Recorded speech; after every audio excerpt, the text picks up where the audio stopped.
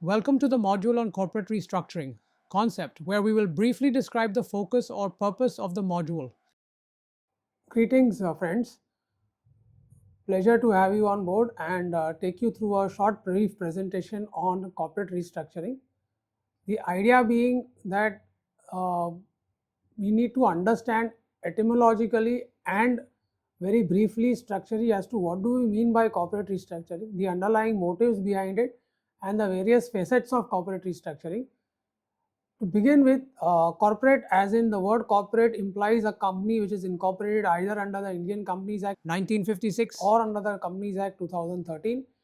And by definition, it seems to exclude other forms of organization, as in the partnership firm incorporated under the Indian Partnership Act or a sole proprietorship firm.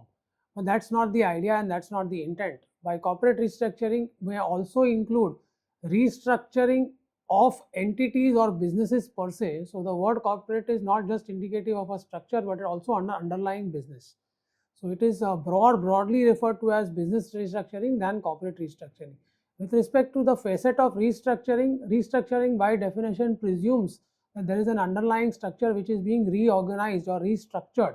So restructuring and reorganization, these are two terms which are used synonymously.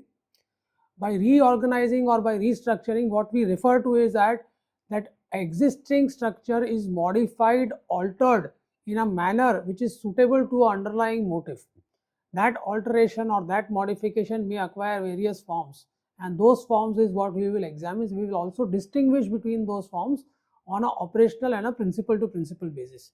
Yeah, so we now move ahead. In the next topic, you will learn about corporate restructuring.